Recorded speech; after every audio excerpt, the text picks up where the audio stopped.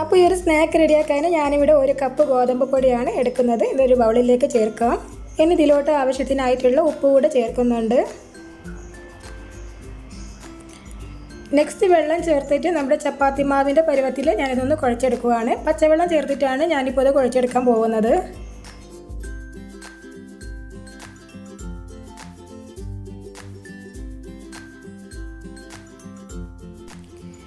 ഇപ്പോൾ ഞാനിവിടെ പൊടി നന്നായിട്ട് കുഴച്ചെടുത്തിട്ടുണ്ട്. ഒരു 5 മിനിറ്റ് നേരം ഇതിങ്ങനെ തന്നെ ഒന്ന് കവർ ചെയ്ത് വെക്കാം.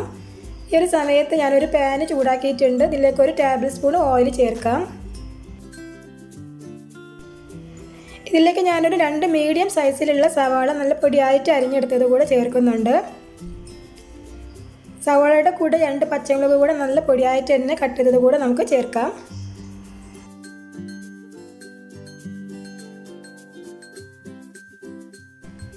ഇനി നമുക്കിതിലേക്ക് ഒരു 1/2 ടീസ്പൂൺ ഇഞ്ചി വെളുത്തുള്ളി പേസ്റ്റും അതിൻ്റെ കൂടെ ഇതിലേക്ക് ആവശ്യമായിട്ടുള്ള ഉപ്പ് കൂടെ ചേർക്കാം.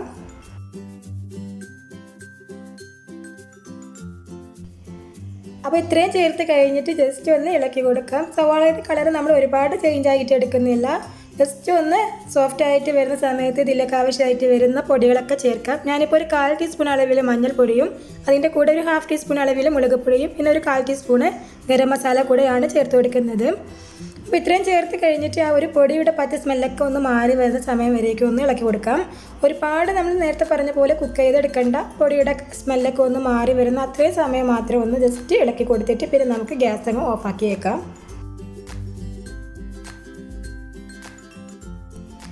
അപ്പോൾ ഈ മിക്സ് ഇവിടെ റെഡിയായി. നെക്സ്റ്റ് ഞാൻ ഇതിലോട്ട് ചേർക്കാൻ വേണ്ടിയിട്ട് ഇവിടെ 2 ബോയിൽ ചെയ്തിട്ടുള്ള എഗ്ഗാണ് എടുത്തിട്ടുള്ളത്.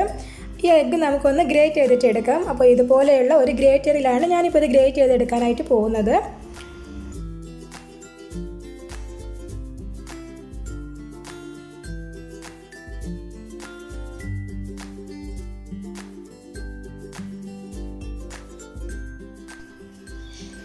അപ്പോൾ എഗ്ഗ് ഞാൻ നന്നായിട്ട് തന്നെ ഗ്രേറ്റ് ചെയ്തെടുത്തിട്ടുണ്ട്. ഇത് നമ്മുടെ സവാളയുടെ മിക്സിലോട്ട് ആഡ് ചെയ്ത് കൊടുക്കാം.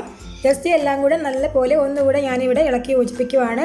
എക്സ്ട്രാ ഇനി ഇത് കുക്ക് ചെയ്യേണ്ട ആവശ്യമൊന്നുമില്ല. ഓൾറെഡി എല്ലാം കുക്ക്ഡാണ്. ജസ്റ്റ് ഒന്ന് ഇളക്കി യോജിപ്പിക്കേണ്ട ആവശ്യം മാത്രമേ ഉള്ളൂ. ഈ ഒരു സമയത്ത് കുറച്ച് കറിവേപ്പില കൂടെ നമുക്കിതുപോലെ തന്നെ പൊടിയായിട്ട് അങ്ങ് അരിഞ്ഞ് ചേർക്കാം. അപ്പോൾ ഈ ഒരു മിക്സ് ഇവിടെ റെഡി ആയിട്ടുണ്ട്.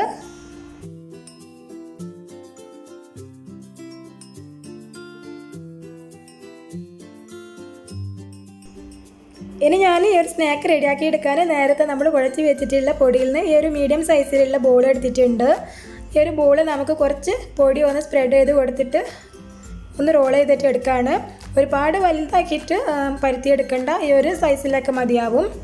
അതിനുശേഷം നമ്മൾ റെഡിയാക്കി വെച്ചിട്ടുള്ള ഫില്ലിങ് ഇതിൻ്റെ സെൻറ്ററിലോട്ടായിട്ട് ഇങ്ങനെ വെച്ച് കൊടുക്കുകയാണ് വേണ്ടത്.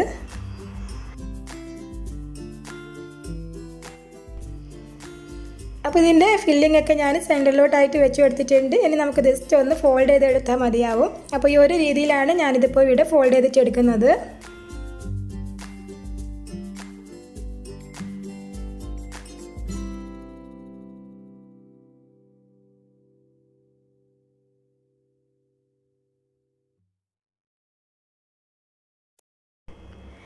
അപ്പോൾ ഇതിവിടെ റെഡി ആയിട്ടുണ്ട്. ഇതുപോലെ തന്നെ ബാക്കിയുള്ളത് നമുക്ക് റെഡിയാക്കി എടുക്കാം.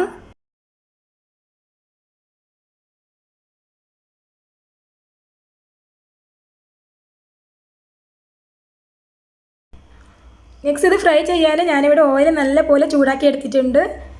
ഓരോന്നായിട്ട് ഇതിലേക്ക് ഇട്ട് കൊടുത്തിട്ട് ഫ്രൈ ചെയ്തെടുത്താൽ മതിയാവും. അപ്പോൾ ഒരു സൈഡ് നന്നായിട്ട് കളർ ചേഞ്ച് ആയിട്ട് വരുമ്പോൾ നമുക്ക് മറിച്ചിട്ട് കൊടുത്തിട്ട് മറ്റേ സൈഡ് കൂടെ നന്നായിട്ട് തന്നെ ഫ്രൈ ചെയ്തെടുക്കാം. അപ്പോൾ ഹൈ ഫ്ലെയിമിൽ വെച്ചിട്ട് തന്നെ നമുക്കിത് ഫ്രൈ ചെയ്തെടുക്കാം. പെട്ടെന്ന് തന്നെ റെഡി ആയിട്ട് കിട്ടും.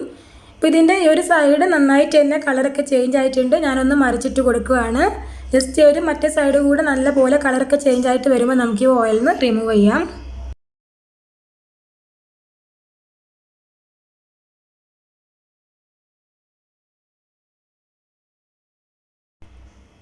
അങ്ങനെ നമ്മുടെ സ്നാക്ക് ഇവിടെ റെഡി ആയിട്ടുണ്ട്. ഇത് ഓയിലിൽ നിന്ന് മാറ്റിയിട്ട് നമുക്ക് ബാക്കിയുള്ളതും കൂടെ ഇതുപോലെ തന്നെ അങ്ങ് ഫ്രൈ ചെയ്തിട്ട് എടുക്കാം. അപ്പോൾ ഈ ഒരു സ്നാക്ക് നിങ്ങൾക്ക് ഇഷ്ടപ്പെടുകയാണെങ്കിൽ വീട്ടിൽ എന്തായാലും ഒരു പ്രാവശ്യമെങ്കിലും ഒന്ന് ട്രൈ ചെയ്ത് നോക്കൂ. അതുപോലെ തന്നെ വീഡിയോ ലൈക്ക് ചെയ്യാനും കമൻറ്റ് ചെയ്യാനും മറക്കരുത്. Thank you.